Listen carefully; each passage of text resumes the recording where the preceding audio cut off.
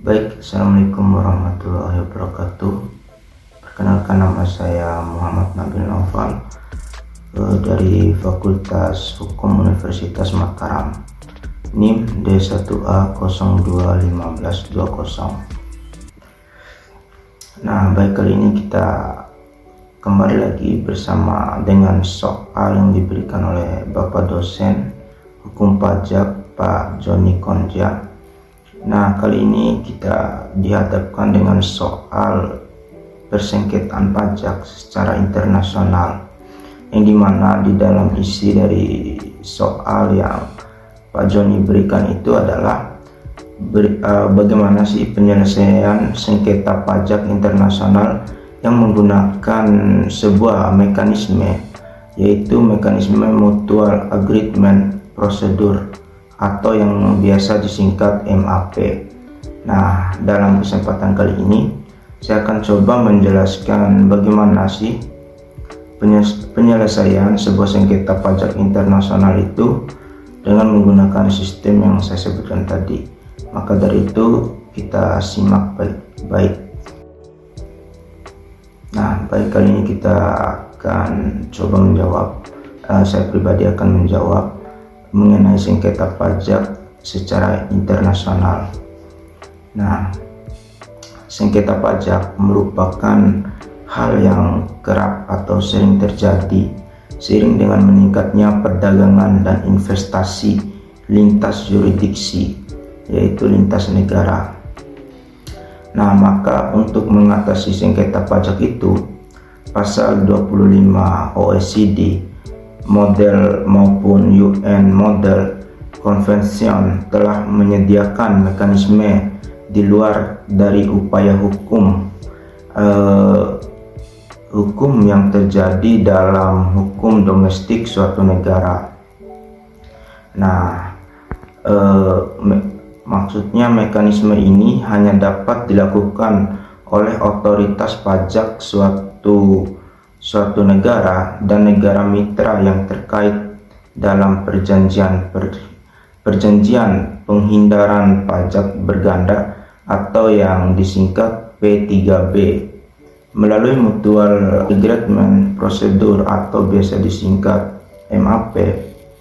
Nah, maka lantas apa itu MAP dan bagaimana ketentuannya di Indonesia? Kita akan coba membahasnya satu persatu di dalam sebuah jawaban ini. Baik, yang pertama adalah MAP adalah salah satu penyelesaian sengketa pajak selain proses keberatan dan banding ke pengadilan pajak. Wajib pajak dapat memilih salah satu jalan penyelesaian atau bersama-sama. Nah, sebagai contoh, setelah selesai pemeriksaan dan terbit surat ketetapan pajak atau yang biasa disingkat SKP berupa surat ketetapan pajak kurang bayar atau yang biasa disingkat lagi SKPKB. Nah, saya ulangi lagi, SKPKB. Wajib pajak mengajukan keberatan atas SKPKB ini sekaligus mengajukan MAP ini ke DPJ.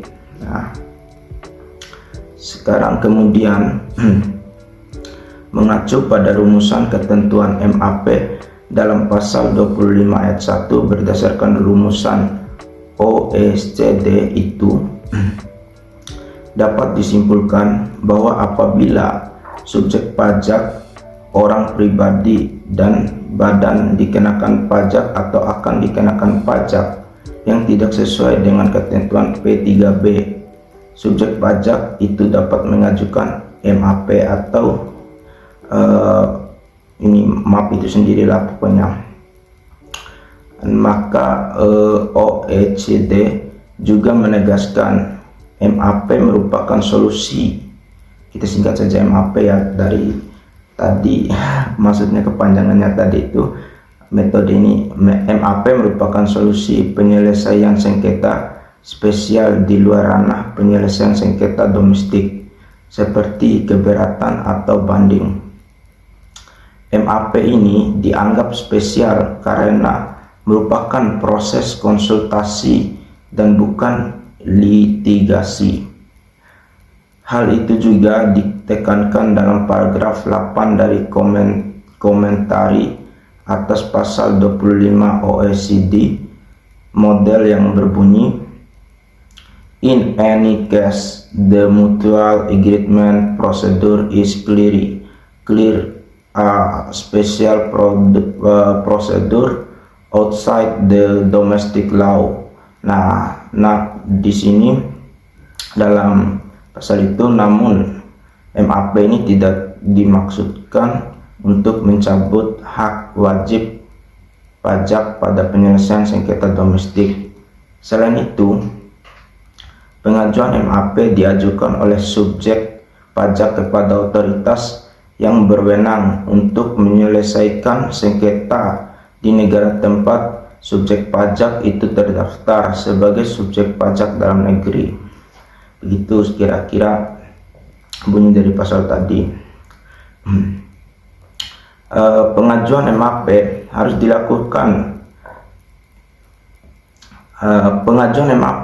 dilakukan dalam kurun waktu 3 tahun sejak pemberitahuan pertama yang menghasilkan sengketa. Pada umumnya, first notification ini dapat diartikan sebagai SKP atau surat pemberitahuan hasil pemeriksaan. Nah, sekiranya maksudnya begini, prosedur dari bagaimana ataupun prosedur dari penyelesaian sengketa pajak secara internasional yang menggunakan metode MAP itu sendiri. Oke, sekian penjelasan yang dapat saya sampaikan. Kurang dan lebihnya saya mohon maaf. Wabillahi taufiq wal hidayah. Wassalamualaikum warahmatullahi wabarakatuh.